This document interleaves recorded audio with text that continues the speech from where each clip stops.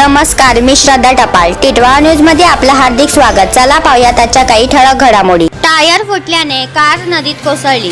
खेड तालुक्यातील खरपुडी येथील घटना.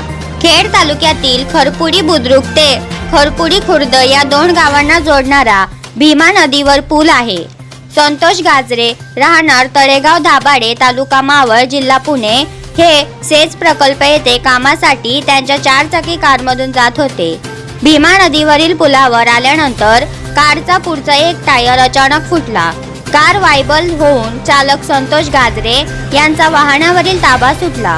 पुलाचे 3 कठडे तोडून ते थेट कारसह नदीत कोसळले. त्यानंतर मोठा आवाजही झाला.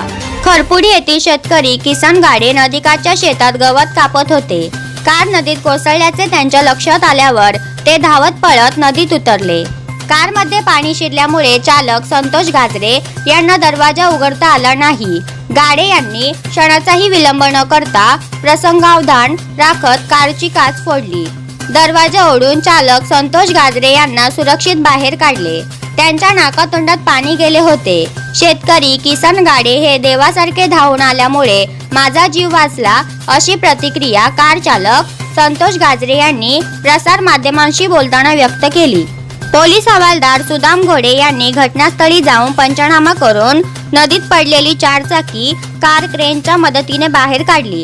दरम्यान खरपुडी येथील पुलावर वाहनांची दिवसभर वर्दळ असते. बंधाऱ्यावरील पुलावरून दुचाकी 4 चाकी वाहनांची जा-ये असते. या पुलाला लोखंडी कठडे उभारावेत, अशी मागणी खरपुडी गावचे पोलीस पाटील दादा निकाळजे, एनटी गाडे, प्रदीप चौधरी यांनी तसेच ग्रामस्थांनी केली. टिटवाळा न्यूज साठी प्रतिनिधी विजय ढमढेरे यांच्यासह व्हिडिओ क्षितिज टपाल. तर या होत्या आजच्या काही ठळक घडामोडी. पुन्हा भेटूया याच ठिकाणी. धन्यवाद.